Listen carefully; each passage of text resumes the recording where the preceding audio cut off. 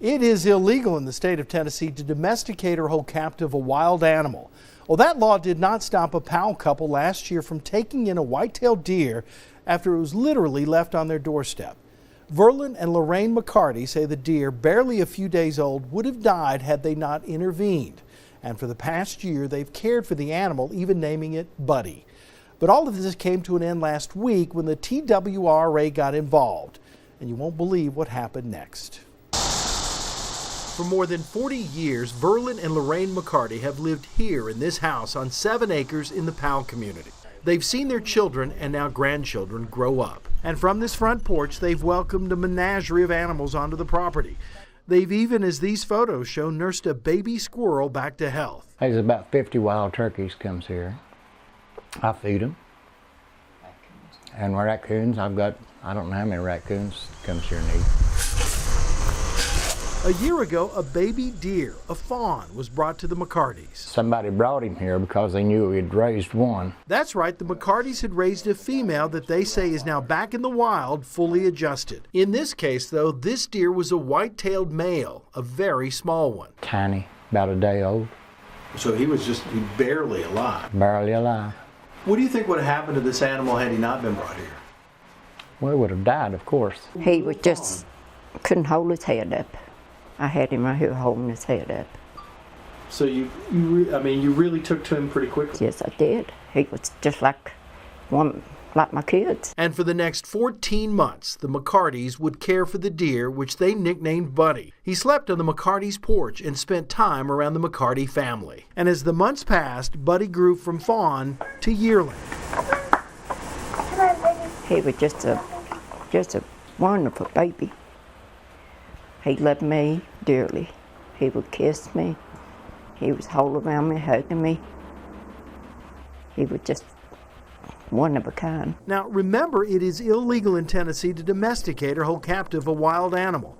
The McCartys say they were aware of the law, but didn't feel they were breaking it because Buddy could come and go as he pleased. So you feel like, even though he slept here, he was completely free to come and go? He was free to come and go as he went. He was a pet, in a sense, but he was still wild.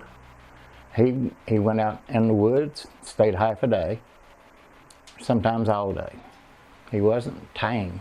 Not that tame. But according to the Tennessee Wildlife Resources Agency, he was too tame. The agency became aware of the animal more than a week ago, and after warning the McCartys once, they returned to take Buddy away. Once you open your home up, you open your doors up, and you allow that animal to come in, then it becomes a captive wildlife situation. And it was pretty obvious to the officers that the deer had been in the house, was quite accustomed to it, had its own food and water bowl and its own bed. I wouldn't take $1 million for him. Taking the deer was a major trauma for the McCartys, especially Lorraine, who'd grown extremely fond of the deer.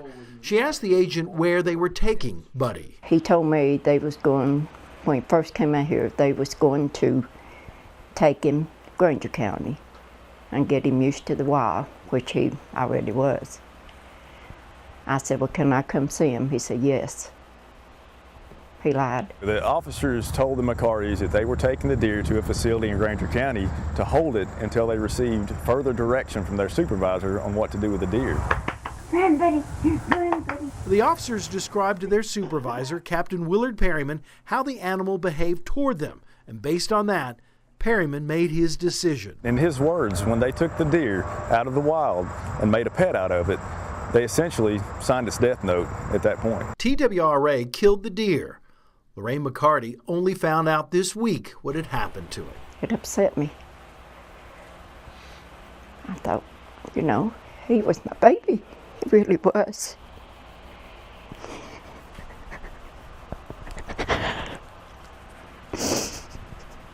I begged him not to take him. He was in good hands here. It has upset the entire family, including granddaughter Amanda Wagner, who describes TWRA's action as an abuse of authority. If they were taking it away to protect both the deer and them and putting it somewhere safer, that would be one thing. But that wasn't the case. They took it away and they euthanized it. To me, that was more harm than anything. TWRA defends its actions, but we sought another opinion. We turn to UT's vet school and Dr. Marcy Souza to see if another course of action could have been taken. Dr. Souza doubts it. She says while the McCartys may have been acting in good faith, what they did in the long run was create confusion for the animal. The other really big problem is if you do have a fawn that you're raising and they basically imprint on people, and so they don't realize that they're deer, they think that they're a person. And so in about 1 to 2 years when they reach sexual maturity, they see people as either a potential mate or an adversary, and so they will sometimes either try and mate with people or attack them. Despite what the experts say, the McCartys will never believe that the deer they raised would ever harm them or anyone else. I left that little boy. My husband did too.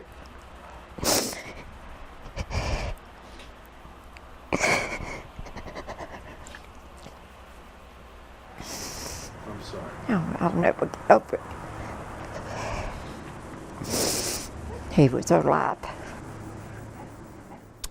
Now, we've asked for the complete investigative file on the McCartys case, and we're told it may take several weeks before that file is available to us, and we will let you know what we find. In the meantime, what should you do if you find a fawn or other infant wild animal? Well, in the case of deer and rabbits, the animals are not necessarily abandoned or orphaned. Both mother deer and rabbits hide their children, sometimes in seemingly strange spots, and leave them for hours. When people intervene in those situations with deer, it's called deer kidnapping. If you believe the animal is truly abandoned or orphaned, TWRA urges you to call them immediately. Experts say any contact with humans could hurt the animal's ability to survive. If they do go into the wild, the problem is that they can't really reintegrate into the social system that deer have because they don't see deer as their mates necessarily. And so they're going to still seek out people which raise them as potential mates. And so they're a little bit troubled, and this doesn't just happen with deer, it can happen with other animals as well, that if they've been raised by a human, they don't really understand the social dynamics of where they should be. For more information on what to do if you find a wild animal, including numbers to TWRA, go to our website at WATE.com.